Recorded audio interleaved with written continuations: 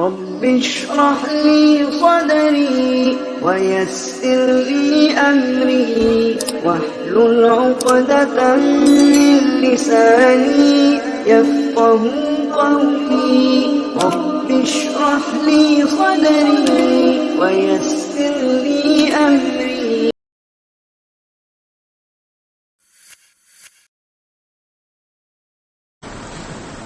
تمام قسم کی تعریفات، ہر طرح کی حمد و ثنا، بزرگی اور بڑائی اس اللہ تبارک و تعالی کے لیے لائق اور زیبا ہے جو ہمارا مالک ہے، خالق ہے، رازق ہے۔ سب سے بہترین بات اللہ تبارک و تعالی کی بات یعنی قرآن مجید ہے۔ سب سے بہترین راستہ اللہ کے نبی جناب محمد اکرم صلی اللہ علیہ وسلم کا بتایا ہوا راستہ ہے۔ دین میں نکالی ہوئی ہر نئی بات بدعت ہے، ہر بدعت گمراہی ہے، اور گمراہوں کا انجام جہنم کی دہکتی ہوئی آگ میں ہوگا۔ اس کے بعد بے شمار درود و سلام ہوں اس ہستی اقدس و مقدس پر جن کا نام نامی اسم گرامی محمد اکرم صلی اللہ علیہ وسلم ہے۔ محترم حضرات، نوجوان ساتھیوں، عزیز بچوں اور میری آواز کو سننے والی پردہ نشین ماؤں اور بہنوں، خطبہ مسنونہ کے بعد سورۃ الحج کی ایک آیت کریمہ آپ حضرات کے سامنے تلاوت کی گئی۔ اس آیت کریمہ میں اللہ تبارک و تعالی نے قربانی کی مشروعیت کے تعلق سے یہ بات بتائی کہ قربانی یہ وہ عبادت ہے کہ اس کا حکم اللہ تبارک و تعالی نے سابقہ امتوں کو بھی دیا ہے۔ اللہ تبارک و تعالی قرآن مجید کے اندر فرما رہا ہے وَلِكُلِّ أُمَّةٍ جَعَلْنَا مَنْسَكًا لِيَذْكُرُوا اسْمَ اللَّهِ عَلَى مَا رَزَقَهُم مِّن بَهِيمَةِ الْأَنْعَامِ، اور ہم نے ہر امت کے لیے قربانی کا ایک طریقہ مقرر کر دیا ہے تاکہ لوگ اپنے پالتو جانوروں میں جو بہیمۃ الانعام میں سے ہیں اللہ تبارک و تعالی نے عطا کیے ہیں ان میں اللہ رب العالمین کا نام لیں۔ قربانی کیا سبق دیتی ہے؟ قربانی کیا درس دیتی ہے؟ قربانی توحید کا سبق دیتی ہے، توحید کا درس دیتی ہے۔ اسی لیے تو اللہ تبارک و تعالی نے قرآن مجید کی اس آیت کریمہ میں قربانی کا ذکر کرتے ہوئے یہ بات بیان فرمایا کہ تم سب کا معبود ایک ہے، تم سب کا اللہ ایک ہے، تم سب کا الہ ایک ہے، پس تم سب کے سب اس اللہ کی تابعداری کرو، اس اللہ کے اطاعت گزار بندے بن کر کے زندگی گزارو۔ قربانی انکساری اور عاجزی کا بھی درس دیتی ہے۔ اسی لیے اللہ تبارک و تعالی پیارے نبی جناب محمد اکرم صلی اللہ علیہ وسلم سے مخاطب ہو کر کہہ رہے ہیں اے پیغمبر، آپ انکساری اختیار کرنے والوں کو، عاجزی اختیار کرنے والوں کو بشارت دے دیجئے، خوشخبری سنا دیجئے۔ میرے اسلامی بھائیوں، کتاب و سنت میں قربانی کی بڑی اہمیت آئی ہے۔ یہ وہ عبادت ہے کہ جسے اللہ تبارک و تعالی نے قرآن مجید میں ایک سے زائد مرتبہ نماز جیسی اہم ترین عبادت کے ساتھ ذکر کیا ہے۔ نماز جیسی اہم ترین عبادت کے ساتھ اللہ تبارک و تعالی نے قربانی کا ذکر قرآن مجید میں کیا۔ اللہ رب العالمین قرآن مجید کے اندر فرما رہا ہے اِنَّا أَعْطَيْنَاكَ الْكَوْثَرَ فَصَلِّ لِرَبِّكَ وَانْحَرْ، بے شک ہم نے آپ کو اے پیغمبر کوثر عطا کیے ہیں، پس آپ اپنے رب کے لیے نماز پڑھیے اور اپنے رب کو راضی کرنے کے لیے جانوروں کو اللہ رب العالمین کے راستے میں قربان کیجیے۔ دوسری جگہ اللہ تبارک و تعالی نے فرمایا قل ان صلاتي ونسكي ومحياي ومماتي لله رب العالمین، اے پیغمبر آپ کہہ دیجئے کہ بے شک میری نماز، بے شک میری قربانی، میرا جینا، میرا مرنا سب کچھ اس اللہ کے لیے ہے جو رب العالمین ہے، دونوں جہان کا پالنے والا ہے۔ میرے اسلامی بھائیوں، قربانی کی اسی اہمیت کے پیش نظر پیارے نبی جناب محمد اکرم صلی اللہ علیہ وسلم جب مکہ سے ہجرت کر کے مدینہ منورہ تشریف لائے، آپ صلی اللہ علیہ وسلم 10 سال مدینہ منورہ میں رہے اور ہر سال پیارے نبی جناب محمد اکرم صلی اللہ علیہ وسلم نے قربانی کی۔ اسی طرح سے ایک سال تو پیارے نبی جناب محمد اکرم صلی اللہ علیہ وسلم نے غریبوں، مسکینوں، محتاجوں اور ضرورت مندوں کے نام سے بھی قربانی کی۔ ایک جانور خریدا اور اس کو ذبح کرنے سے پہلے کہا، اے اللہ اس جانور کو تو میری جانب سے بھی قربان کر لے، اور میری امت کے جو میرے زمانے میں موجودہ مسلمان ہیں اور قیامت تک آنے والے جتنے بھی مسلمان ہیں، وہ مسلمان جو غریب ہیں، محتاج ہیں، ضرورت مند ہیں، مسکین ہیں، اے اللہ اس جانور کو میں ان لوگوں کی جانب سے بھی قربان کرتا ہوں۔ اسی طرح سے حج کا موقع آیا، حج کے موقع میں پیارے نبی جناب محمد اکرم صلی اللہ علیہ وسلم نے حضرت علی رضی اللہ عنہ کے ساتھ مل کر 100 اونٹ ذبح کیے۔ پیارے نبی جناب محمد اکرم صلی اللہ علیہ وسلم نے اپنے دستے مبارک سے 63 اونٹ ذبح کیے۔ حضرت علی رضی اللہ عنہ نے اپنے ہاتھ سے 37 اونٹ ذبح کیے۔ صحابہ کرام رضوان اللہ علیہم اجمعین فرماتے ہیں، کہتے ہیں کہ جب پیارے نبی جناب محمد اکرم صلی اللہ علیہ وسلم اونٹوں کو ذبح کرنے کے لیے، جانوروں کو ذبح کرنے کے لیے ہاتھ میں نیزہ لے کر، ہاتھ میں چھری لے کر آگے بڑھے تو قربان ہونے والے جانور جتنے بھی وہاں موجود تھے وہ ایک دوسروں سے سبقت لے جانے لگے، پہلے میں یعنی کہ پہلے میں اللہ کے نبی جناب محمد اکرم صلی اللہ علیہ وسلم کے ہاتھوں سے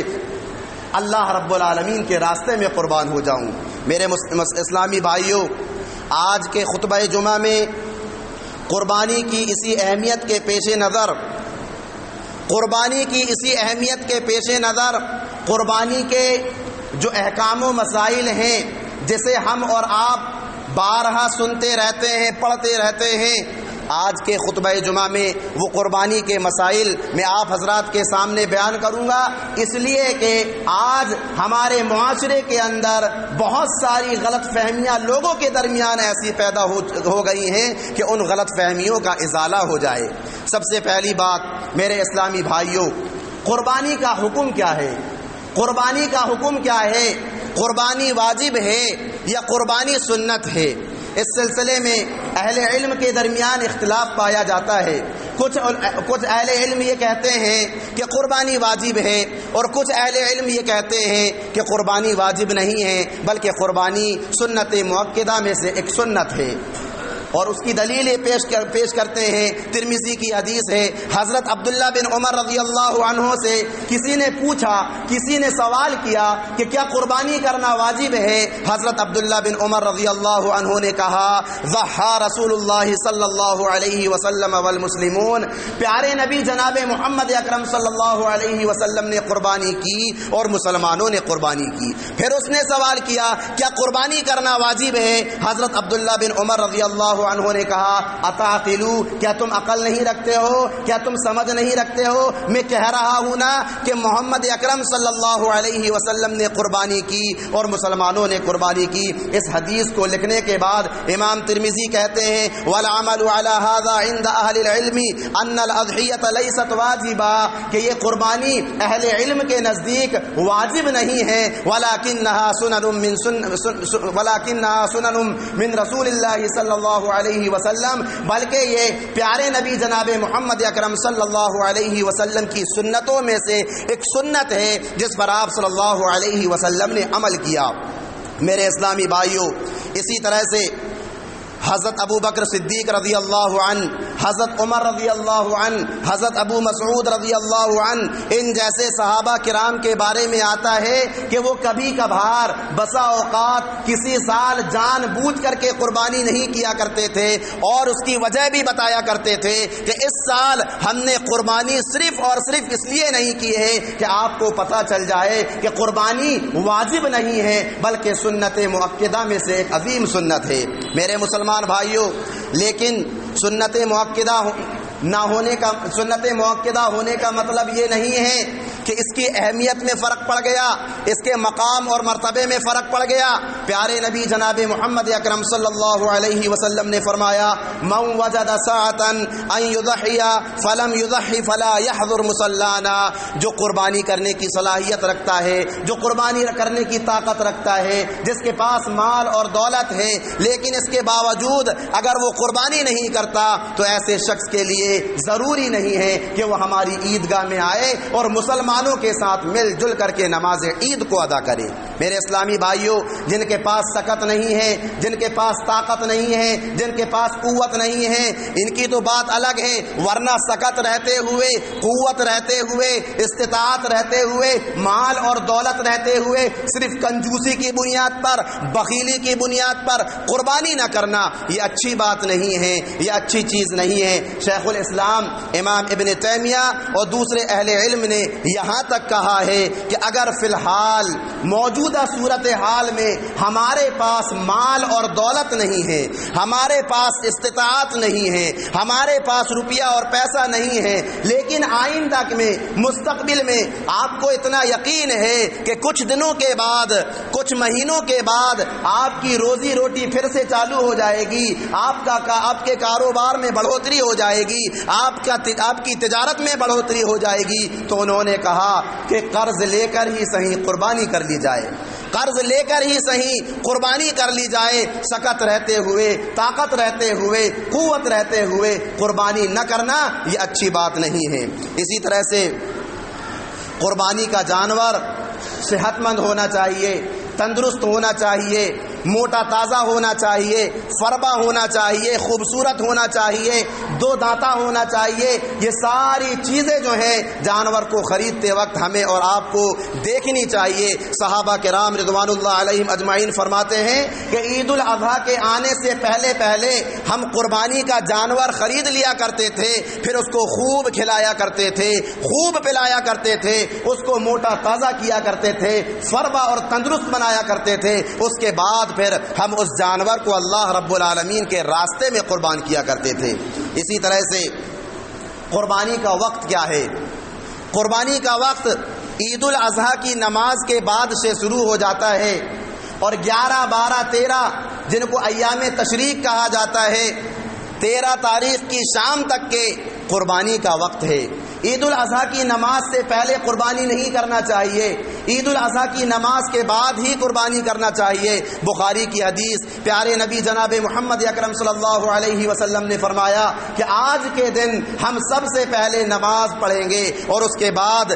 واپس آ کر جانور کو ذبح کریں گے۔ جس نے میرے اس طریقے پر عمل کر لیا اس نے میری سنت کو پا لیا، اور جس نے عید کی نماز سے پہلے پہلے اپنے جانور کو ذبح کر لیا اس نے صرف اور صرف اپنے گھر والوں کے لیے گوشت پیش کیا، اس کی قربانی نہیں مانی جائے گی۔ اور عید الاضحیٰ کی نماز کے بعد 11، 12 اور 13 تاریخ کی شام تک قربانی کا وقت ہے۔ کبھی بھی آپ قربانی کر سکتے ہیں، صبح کر سکتے ہیں، شام کو کر سکتے ہیں، رات میں کر سکتے ہیں، کبھی بھی کر سکتے ہیں۔ اللہ تبارک و تعالی قرآن مجید کے اندر فرما رہا ہے لِيَذْكُرُوا اسْمَ اللَّهِ فِي أَيَّامٍ مَّعْلُومَاتٍ عَلَىٰ مَا رَزَقَهُم مِّن بَهِيمَةِ الْأَنْعَامِ۔ اللہ رب العالمین نے کہا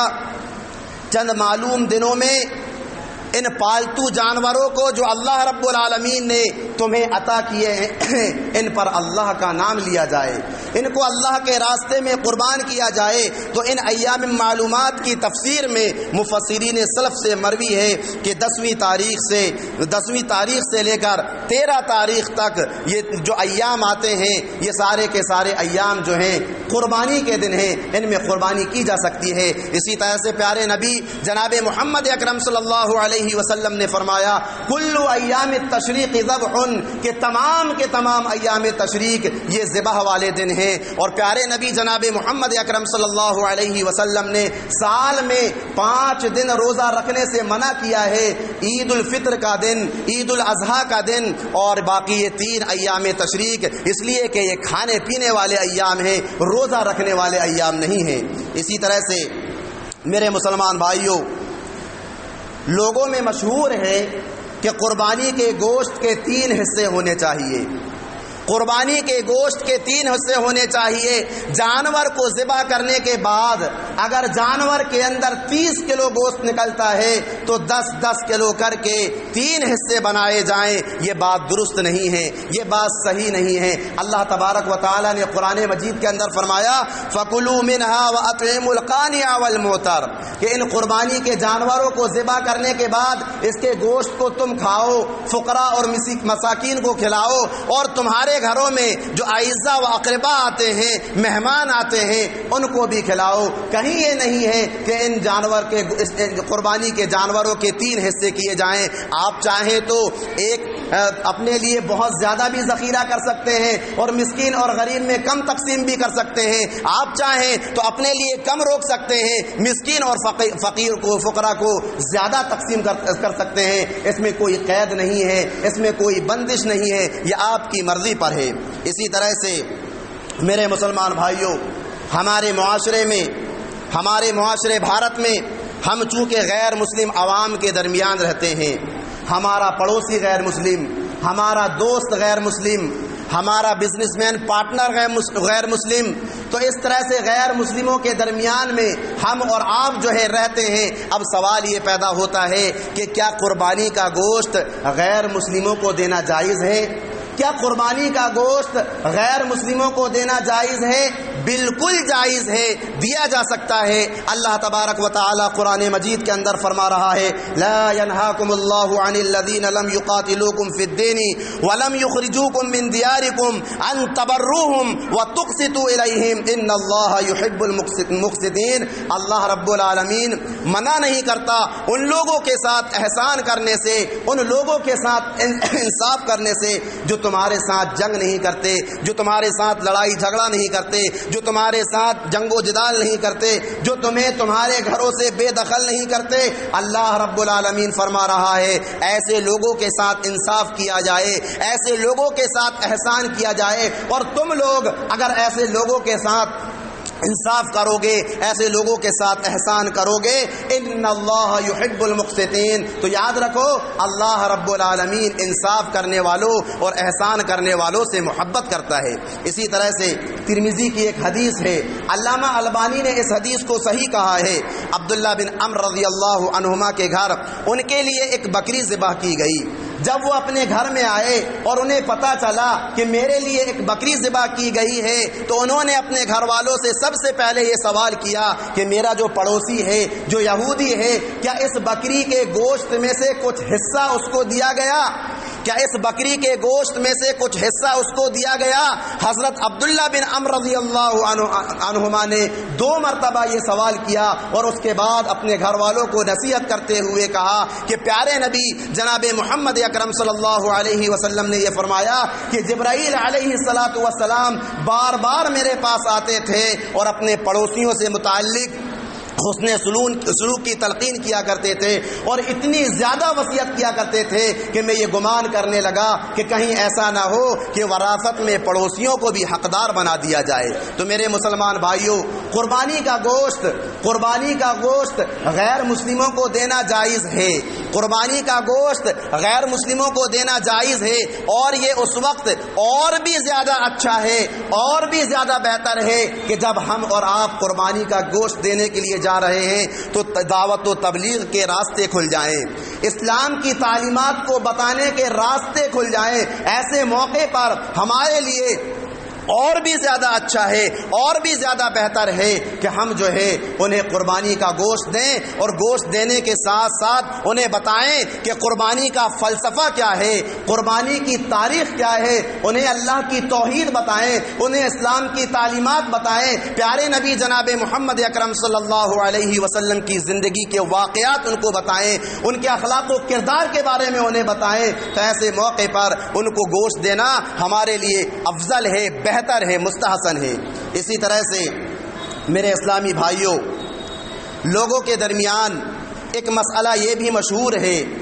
اور قربانی کے وقت عید الاضحیٰ کا موقع جب قریب آتا ہے، یہ تہوار جب قریب آتا ہے، تو یہ چیز واٹس ایپ میں، فیس بک میں انسٹاگرام میں، یوٹیوب میں بہت زیادہ وائرل کی جاتی ہے کہ قربانی کے جانوروں میں 7 چیزیں ایسی ہیں جن کا کھانا حرام ہے، جن کا کھانا مکروہ ہے، اور انہی میں سے ایک چیز جو ہے کپورے بھی ہیں میرے اسلامی بھائیوں۔ اور اس چیز کی دلیل ابو داؤد کی اس حدیث کو بیان کرتے ہیں جس کے تعلق سے محدثین کرام نے یہ لکھا ہے کہ یہ انتہائی درجے کی ضعیف حدیث ہے، اور کچھ مفسرین کرام نے، محدثین کرام نے یہاں تک لکھ دیا ہے کہ یہ موضوع اور من گڑت حدیث ہے، جس میں یہ کہا گیا ہے کہ قربانی کے جانور میں 7 اعضاء ایسے ہیں، 7 حصے ایسے ہیں کہ جن کا کھانا مکروہ ہے، جن کا کھانا حرام ہے۔ میرے اسلامی بھائیوں، اللہ تبارک و تعالی نے پورا کا پورا جانور ہمارے اور آپ کے لیے حلال کر دیا ہے، اور جو چیزیں اللہ تبارک و تعالی نے ہمارے اور آپ کے لیے حرام کی ہیں اس کو اللہ تبارک و تعالی نے قرآن مجید کے اندر بیان کر دیا ہے کہ جانور کو جب تم ذبح کر رہے ہو تو اس کا بہتا ہوا خون تمہارے لیے حرام ہے، اس کا بہتا ہوا خون تمہارے لیے حرام ہے، اس کی غلاظت تمہارے لیے حرام ہے، ورنہ جانور کے اندر کے جتنے بھی اعضاء ہیں، جتنے بھی حصے ہیں وہ تمہارے لیے حلال ہیں، اس کو تم کھا سکتے ہو۔ اب یہ تمہاری اپنی کراہیت پر مبنی ہے کہ کون سا حصہ تمہیں پسند آ رہا ہے اور کون سا حصہ تمہیں ناپسند آ رہا ہے۔ جیسا کہ پیارے نبی جناب محمد اکرم صلی اللہ علیہ وسلم کو بکری کی ران بہت زیادہ پسند تھی، اسی طرح سے گو کا گوشت اللہ کے نبی جناب محمد اکرم صلی اللہ علیہ وسلم کے سامنے پیش کیا گیا، آپ صلی اللہ علیہ وسلم نے اسے کھایا نہیں، لیکن اسے حرام قرار نہیں دیا۔ انسان کی فطرت ہے، انسان کی طبیعت ہے، جو چیز اسے اچھی لگ رہی ہے وہ کھائے، جو چیز اسے بری لگ رہی ہے نہ کھائے، لیکن بری لگنے کی وجہ سے اس پر حرام کے فتوے لگا دینا، اس کو مکروہ قرار کر دینا، یہ ہمارے اور آپ کے لیے جائز اور درست نہیں ہے۔ اللہ رب العالمین نے جس چیز کو ہمارے لیے حلال کہا ہے ہم اسے کھائیں، اور جس چیز کو اللہ رب العالمین نے ہمارے اوپر حرام کر دیا ہے اس کے قریب بھی نہ جائیں۔ اسی طرح سے میرے مسلمان بھائیوں، قربانی کے موقع پر اور دیگر مواقع میں بھی ایسا ہوتا ہے کہ جب ہم اور آپ جانور ذبح کرتے ہیں تو جانور کو ذبح کرتے وقت فرض کرو کہ اس کے پیٹ سے مردہ بچہ نکل آیا، اس کے پیٹ سے مردہ بچہ نکل آیا، اونٹ ذبح کر رہے ہیں، اونٹنی ذبح کر رہے ہیں، یا گائے ذبح کر رہے ہیں، یا بکری ذبح کر رہے ہیں، کوئی بھی مادہ جانور ذبح کر رہے ہیں، اس کو ذبح کرنے کے بعد اس کے پیٹ سے، اس کے بطن سے مردہ بچہ نکل آیا تو اس کا کھانا جائز ہے یا حرام ہے؟ یہ بھی سوال جو ہے ہمارے اور آپ کے درمیان میں آتا ہے، تو یاد رکھیے شریعت اس کے تعلق سے کہتی ہے کہ اس کا کھانا جائز ہے، کیونکہ پیارے نبی جناب محمد اکرم صلی اللہ علیہ وسلم نے فرمایا زکات الجنینی زکات امہ، اخرجہ الترمذی، کہ ماں کا ذبیحہ بچے کا ذبیحہ ہے، ماں کو ذبح کر لیا سمجھ لو بچے کو ذبح کر لیا، اس کے اندر کے جتنے بھی اعضاء ہیں، جتنے بھی حصے ہیں وہ تمہارے لیے حلال ہیں، حرام نہیں ہیں۔ لہٰذا یہاں پر بھی کراہیت والی بات آتی ہے، اچھا لگتا ہے کھائیے اور اچھا نہیں لگتا اسے چھوڑ دیجئے، اسے الگ کر دیجئے، لیکن حرام کا فتویٰ لگانا یا ناجائز کا فتویٰ لگانا یہ صحیح اور درست نہیں ہے۔ اسی طرح سے قربانی کے سلسلے میں ایک مسئلہ یہ بھی آتا ہے کہ کیا عورت قربانی کے جانور کو ذبح کر سکتی ہے؟ کیا عورت کا جانور کو ذبح کرنا جائز ہے؟ بالکل جائز ہے۔ جس طرح سے مرد جانور کو ذبح کر سکتے ہیں اسی طرح سے ایک عورت بھی جانور کو ذبح کر سکتی ہے، بس شرط یہ ہے کہ وہ عورت جو جانور کو ذبح کر رہی ہے، جانور کو ذبح کرنے کے جو آداب ہیں، پیارے نبی جناب محمد اکرم صلی اللہ علیہ وسلم نے جو تعلیمات بتائی ہیں، ان تعلیمات کا، ان آداب کا اس عورت کو جو ہے علم ہونا ضروری ہے، اور مرد کو بھی اس کا علم ہونا ضروری ہے۔ میرے اسلامی بھائیوں، قربانی کے تعلق سے شریعت نے کچھ آداب بتائے ہیں۔ جانور کو ذبح کرنے سے پہلے پیارے نبی جناب محمد اکرم صلی اللہ علیہ وسلم نے جانور کو ذبح کرنے کے جو آداب بتائے ہیں، ہم میں سے ہر شخص کو ان آداب کا خیال رکھنا چاہیے، ان تعلیمات کا خیال رکھنا چاہیے۔ شیطان مختلف ذریعوں سے ہماری عبادتوں میں داخل ہوتا ہے اور ہماری عبادتوں کو ضائع کرنے کی کوشش کرتا ہے۔ ان مختلف طریقوں میں سے ایک طریقہ جو ہے وہ ریاکاری ہے، وہ دکھلاوا ہے۔ جانور کو جب بھی ذبح کریں اپنے دل میں اخلاص پیدا کریں، اپنے دل میں خلوص پیدا کریں، اللہ کی محبت پیدا کریں، اللہ کی رضا پیدا کریں۔ ہمارے اپنے معاشرے میں بہت سارے لوگ ایسے بھی دیکھنے کو ملتے ہیں جو بڑا موٹا تازہ فربا اور لہیم شہیم خوبصورت چتکبرا جانور خرید کر لاتے ہیں، مہنگا جانور خرید کر لاتے ہیں، پھر اس کے گلے میں ہار ڈال کر محلے میں، گلیوں میں، پورے علاقے میں گھما رہے ہوتے ہیں اور لوگوں میں یہ چرچا کر رہے ہوتے ہیں کہ میرا یہ جو جانور ہے میں نے اسے 1 لاکھ میں خریدا ہے، 2 لاکھ میں خریدا ہے، 5 لاکھ میں خریدا ہے۔ یاد رکھیے ریاکاری اللہ رب العالمین کو بالکل بھی ناپسند ہے۔ جہنم کو جس چیز سے سب سے پہلے بھڑکایا جائے گا اس میں ریاکار لوگوں کو داخل کیا جائے گا۔ جانور کو ذبح کرنے کے لیے اور اللہ کے نزدیک اس کی قبولیت کے لیے اخلاص کا ہونا بہت ہی ضروری ہے۔ اسی طرح سے جانور کو ذبح کرنے سے پہلے شریعت ہمیں یہ تعلیم دیتی ہے کہ بسم اللہ اللہ اکبر کہنا نہ بھولیں، بسم اللہ اللہ اکبر کہنا نہ بھولیں۔ اگر کوئی بھی مسلمان جان بوجھ کر بسم اللہ اللہ اکبر نہیں کہتا، بھول چوک کر اگر یہ غلطی ہو جائے کوئی حرج کی بات نہیں، لیکن اگر کوئی بھی مسلمان جان بوجھ کر جانور کو ذبح کرتے ہوئے بسم اللہ اللہ اکبر نہیں کہتا تو اہل علم اس کے بارے میں کہتے ہیں کہ اس کا ذبیحہ حرام اور اس کا گوشت حرام۔ اللہ تبارک و تعالی نے قرآن مجید کے اندر فرمایا وَلَا تَأْكُلُوا مِمَّا لَمْ يُذْكَرِ اسْمُ اللَّهِ عَلَيْهِ وَإِنَّهُ لَفِسْقٌ، کہ جب تم جانوروں کو ذبح کرو تو بسم اللہ کا نام ضرور لے لیا کرو، اللہ کا ذکر ضرور کر لیا کرو۔ اگر تم ایسا نہیں کرتے ہو تو تم نے جو جانور ذبح کیا ہے اس کا گوشت تم پر حرام ہے اور یہ فسق ہے، یہ گناہ والا کام ہے۔ اس لیے میرے مسلمان بھائیوں، جب بھی جانور کو ذبح کرنے کے لیے ہم اپنے ہاتھ میں چاقو یا چھری کو لیں تو بسم اللہ اللہ اکبر ضرور کہنا چاہیے۔ یہ واجب ہے، یہ ضروری ہے اور مستحب ہے کہ جس جانور کو ہم ذبح کر رہے ہیں، جس کی جانب سے ذبح کر رہے ہیں، اس کا بھی نام لے لیا جائے، کیونکہ پیارے نبی جناب محمد اکرم صلی اللہ علیہ وسلم جب جانور کو ذبح کیا کرتے تھے تو بسم اللہ اللہ اکبر کہتے ہوئے اللہم تقبل منی و اہل بیتی ضرور کہا کرتے تھے۔ تو ہم بھی جب جانور کو ذبح کریں تو بسم اللہ اللہ اکبر کہہ کر اللہم تقبل منی و اہل بیتی یہ دوہرا لیا کریں، یہ عمل مستحب ہے، اچھا ہے۔ اسی طرح سے شریعت نے ہمیں اور آپ کو اس بات کی بھی تعلیم دی ہے کہ جانور کو ذبح کرتے وقت اس پر احسان کیا جائے۔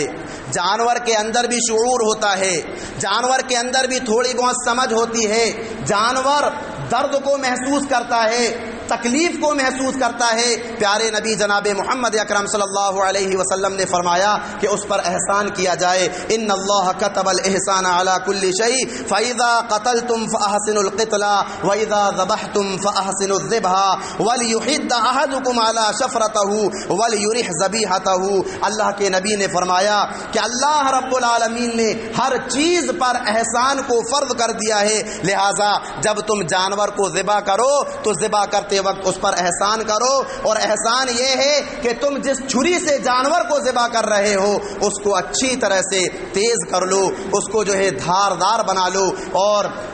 دھاردار بنا لو۔ تو یہ تعلیم ہے شریعت کی، ہمیں اس تعلیم کو یاد رکھنا چاہیے۔ کتنے سارے مسلمان بھائی ایسے ہیں جانتے بوجھتے جانور کو ذبح کرتے ہوئے چھری تیز ہے لیکن اس پر ظلم کر رہے ہوتے ہیں، جانور کی گردن پر چھری چلا دیا، اب جانور کی جان نہیں نکل رہی ہے، اس کی گردن پر وار کر رہے ہیں نوک کے ذریعے سے، اس کی ہڈی کو توڑ رہے ہیں، اس کے پیٹ پر مکے مار رہے ہیں۔ اور بہت سارے کم عقل اور کم سمجھ مسلمان ایسے بھی ہیں کہ جانور کے جسم سے ابھی جان نہیں نکلی ہے، جانور کو لٹکا لیے اور اس کے جسم سے جو ہے چمڑا اتار رہے ہیں۔ یہ بہت ہی غلط بات ہے، یہ جانور پر ظلم ہے، یہ جانور پر احسان نہیں ہے۔ ہمیں اس بات کا خیال رکھنا چاہیے کتنا وقت لگے گا جان نکلنے میں، زیادہ سے زیادہ 5 منٹ بہت زیادہ ہو گئے تو 10 منٹ. ان 10 منٹ میں تم کیا کر لو گے؟ گوشت کھا کر سونا ہی تو ہمیں آتا ہے, گوشت کھا کر ہم اپنے بستر پر ہی تو لیٹتے ہیں, اس کے علاوہ ہم اور آپ کیا کرتے ہیں؟ اس لیے اللہ کے بندو, جانور کو جب ذبح کرو تو اچھی سے اپنی چھری اور چاقو کو تیز کر لو, اور جانور پر ظلم نہ کرو. اس کی ہڈی توڑ کر, اس کی گردن پہ چاقوؤں سے وار کر کے, یا اس کے پیٹ میں مکے مار کر, یا اس کو زندہ جو ہے اس کے جسم سے چمڑی اتار کر اس پر ظلم نہ کرو. اسی طرح سے پیارے نبی جناب محمد اکرم صلی اللہ علیہ وسلم نے فرمایا کہ جب جانور کو ذبح کرنے کے لیے تیاری کرو تو اس کے سامنے چاقو بھی تیز نہ کرو, اس کے سامنے چاقو بھی تیز نہ کرو. اس کے اندر احساس ہوتا ہے, وہ سمجھ جاتا ہے کہ یہ چاقو میرے لیے تیز کیا جا رہا ہے, اس کو تکلیف ہوتی ہے, اس کو درد ہوتا ہے. پیارے نبی جناب محمد اکرم صلی اللہ علیہ وسلم نے ایک شخص کو دیکھا کہ اس نے اپنی بکری کو پٹک دیا ہے, اس کی گردن پر اپنا پیر رکھ دیا ہے اور چھری کو اس کے سامنے تیز کر رہا ہے, اور وہ بکری اس کو دیکھ رہی ہے. اللہ کے نبی جناب محمد اکرم صلی اللہ علیہ وسلم نے فرمایا, افلا قبل ھذا, تو نے ایسا پہلے کیوں نہیں کیا؟ تو نے اپنی چھری کو پہلے تیز کیوں نہیں کیا؟ کیا تو اسے 2 مرتبہ مارنا چاہتا ہے؟ کیا تو اس کی 2 مرتبہ جان نکالنا چاہتا ہے؟ اسی طرح سے اہل علم لکھتے ہیں کہ جانور کے سامنے جانور کو ذبح نہ کیا جائے. بہت سارے گھرانے ایسے ہوتے ہیں, ایک جانور کے علاوہ 2 جانور, 3 جانور, 4 جانور وہ خرید لیے ہوتے ہیں, لیکن بقیہ جانور سامنے کھڑے ہوئے ہیں, اسی کی نظروں کے سامنے جانور کو ذبح کرنا یہ درست نہیں ہے, یہ صحیح نہیں ہے. اس سے ہمیں اور آپ کو بچنا چاہیے. اور خاص طور پر عید الاضحیٰ کی مناسبت سے یہ بات بھی ضروری ہے, یاد رکھو دین اسلام یہ پاکیزگی اور طہارت والا دین ہے. پیارے نبی نے فرمایا, الطہور شطر الایمان, پاکی آدھا ایمان ہے, اور اسلام کی تعلیمات میں پاکیزگی پر ابھارا گیا ہے. پیارے نبی جناب محمد اکرم صلی اللہ علیہ وسلم پر جب سورۃ المدثر کی آیتیں نازل ہوئیں, اللہ رب العالمین نے کہا, وَثِيَابَكَ فَطَهِّرْ, اے نبی اپنے کپڑوں کو پاک صاف رکھیے, وَالرُّجْزَ فَهْجُرْ, اور گندگی سے اپنے آپ کو الگ سلگ کیجئے. ہمارے کتنے مسلمان بھائی ایسے ہیں عید الاضحیٰ کی مناسبت پر, عید الاضحیٰ کے موقع پر جانوروں کو ذبح کرتے ہیں, ان کی گلیاں گندی ہو رہی ہوتی ہیں, ان کے محلے گندے ہو رہے ہوتے ہیں, سڑکوں پر خون بھرا ہوا ہوتا ہے, اوجھڑیاں پڑی ہوئی ہوتی ہیں, چمڑے پڑے ہوئے ہوتے ہیں. یاد رکھیے یہ ایک اچھے اور سچے مسلمان کی علامت نہیں ہے. اچھا اور سچا مسلمان تو وہ ہے جو خود کو صاف ستھرا رکھتا ہے, اپنے گھر کو صاف ستھرا رکھتا ہے, اپنے محلے کو, اپنی گلی کو, اپنے علاقے کو صاف ستھرا رکھنے کی کوشش کرتا ہے. ہمارا ملک ہندوستان, اس میں مختلف قسم کے مذاہب پائے جاتے ہیں, اور ان مختلف قسم کے مذاہب پر جب ہم نظر ثانی کرتے ہیں تو ان کے تہواروں کا جائزہ لیتے ہیں. ان کے تہوار یہ وہ تہوار ہیں کہ جن پر عمل کرنے سے دوسروں کو تکلیف ہوتی ہے, دوسروں کو نقصان پہنچتا ہے. دیوالی کا تہوار ہی دیکھ لیجئے, کتنوں کی آنکھیں پھوٹ جاتی ہیں, کتنوں کے کپڑے جل جاتے ہیں, کتنوں کے گھر جل جاتے ہیں, کتنوں کی جانیں نکل جاتی ہیں. لیکن اسلام کے اندر یہ جو 2 تہوار رکھے گئے ہیں, عید کا تہوار, عید الفطر کا تہوار اور عید الاضحیٰ کا تہوار, یہ نہایت ہی پاکیزگی والا تہوار ہے, یہ نہایت ہی طہارت والا تہوار ہے, صاف ستھرا تہوار ہے. جو لوگ ان تہواروں پر گندگی کرتے ہیں, اپنے محلوں کو خراب کرتے ہیں, اپنی سڑکوں کو خراب کرتے ہیں, وہ نہ صرف اپنے آپ کو بدنام کرتے ہیں بلکہ شریعت اسلامیہ پر بھی لوگوں کو انگلیاں اٹھانے کا موقع دیتے ہیں. تو یاد رکھیے اس پر ہمیں اور آپ کو جو ہے عمل کرنے کی کوشش کرنی چاہیے. اسی طرح سے 1-2 باتیں عید الاضحیٰ کی نماز میں جانے سے پہلے پیارے نبی جناب محمد اکرم صلی اللہ علیہ وسلم نے جو آداب بتائے ہیں, ان آداب کو بیان کر کے میں اپنی بات کو ختم کر دوں گا. پیارے نبی جناب محمد اکرم صلی اللہ علیہ وسلم نے فرمایا, مستحب ہے, اچھا ہے کہ کوئی آدمی عید الاضحیٰ کی نماز کے لیے نکلے تو غسل کر لے. واجب نہیں ہے, ضروری نہیں ہے, اچھا ہے, مستحب ہے. آپ بوڑھے ہیں, کمزور ہیں, بیمار ہیں, ضروری نہیں ہے کہ آپ غسل کریں, آپ پاک صاف ہیں, آپ مسجد میں آ سکتے ہیں. مستحب ہے کہ غسل کرنا. اسی طرح سے مستحب ہے پاک صاف اور اچھے کپڑے پہننا. مستحب ہے خوشبو کا استعمال کرنا, اور تکبیرات عیدین کہتے ہوئے عیدگاہ کی طرف جانا یا ان مقامات کی طرف رخ کرنا جہاں نماز عید ادا کی جا رہی ہے۔ اسی طرح سے ایک راستے سے جانا اور دوسرے راستے سے واپس آنا، یہ پیارے نبی جناب محمد اکرم صلی اللہ علیہ وسلم کی تعلیمات میں سے ہیں۔ اور اسی طرح سے اللہ کے نبی جناب محمد اکرم صلی اللہ علیہ وسلم کی سنتوں میں سے ایک سنت یہ بھی ہے کہ آپ صلی اللہ علیہ وسلم جب عید الفطر کی نماز کے لیے نکلتے تھے تو کچھ کھا پی کر کے جایا کرتے تھے، اور جب عید الاضحیٰ کی نماز کے لیے جاتے تھے تو بھوکے پیٹ جایا کرتے تھے، نماز پڑھتے تھے، واپس آ کر جانور کو ذبح کرتے تھے، اس کا گوشت پکاتے تھے اور اس کے گوشت سے افطار کرتے تھے، اپنی بھوک کو مٹایا کرتے تھے۔ ہمارے بہت سارے لوگوں کے درمیان ایک غلط فہمی یہ بھی ہے کہ ایسا کرنے سے دن بھر کا روزے کا اجر و ثواب مل جاتا ہے۔ یہ غلط ہے، یہ درست نہیں ہے۔ عید کے دن روزہ رکھنے کی اجازت ہی اللہ کے نبی جناب محمد اکرم صلی اللہ علیہ وسلم نے نہیں دی،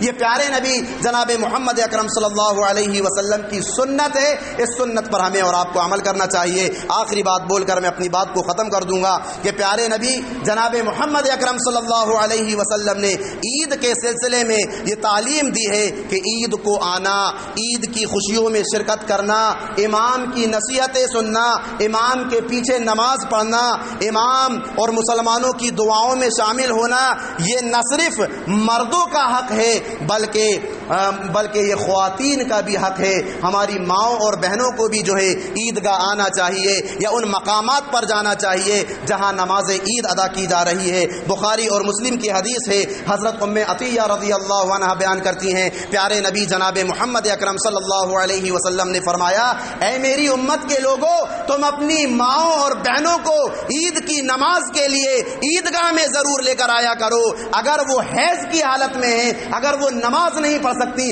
تو بھی انہیں عیدگاہ کی نماز میں عیدگاہ میں لے کر کے آیا کرو۔ وہ عیدگاہ میں مسلمان عورتوں سے الگ تھلگ بیٹھیں گی لیکن امام کی نصیحت کو سنیں گی، اور جو مسلمان دعا کر رہے ہیں اس میں شامل ہوں گی، فرشتوں کی دعاؤں میں شامل ہوں گی۔ الحمدللہ ثم الحمدللہ، اس پورے ملک ہندوستان میں بلکہ دیگر ممالک میں بھی جتنی اہل حدیث مساجد ہیں، جتنے اہل حدیث عیدگاہ ہیں، الحمدللہ پیارے نبی جناب محمد اکرم صلی اللہ علیہ وسلم کی ان تعلیمات پر عمل کرتے ہوئے وہ مسلمان بھائی جو ہے اپنی مساجد میں، اپنی عیدگاہ میں ہماری ماؤں اور بہنوں کے لیے نماز عید کو ادا کرنے کا انتظام کرتے ہیں۔ یہیں پر میں اپنی ماؤں اور بہنوں سے بھی یہ نصیحت کرتا ہوں کہ آپ جب عید کے لیے آتی ہیں تو آپ عبادت کے لیے آتی ہیں، آپ نماز ادا کرنے کے لیے آتی ہیں، آپ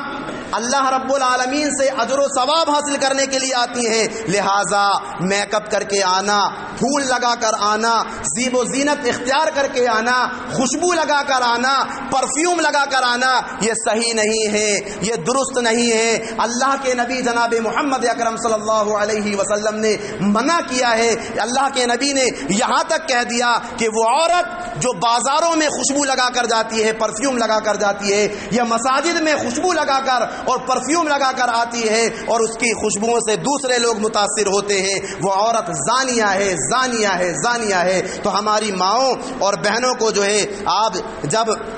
مسجد میں آئیں تو اللہ کی عبادت کی نیت سے آئیں، اللہ کو راضی کرنے کے لیے آئیں، اللہ کو خوش کرنے کے لیے آئیں۔ ایسا میک اپ اور ایسی زینت اختیار کر کے نہ آئیں جو پردے اور برقعے کے اوپر سے جھلک رہی ہو۔ تو یہ چند باتیں تھیں قربانی کے احکام و مسائل سے متعلق اور نماز عید سے متعلق۔ اللہ تبارک و تعالیٰ سے دعا ہے الہ العالمین ہم تمام کے تمام مسلمانوں کو قرآن اور حدیث کے مطابق زندگی گزارنے والا بنا۔ الہ العالمین اس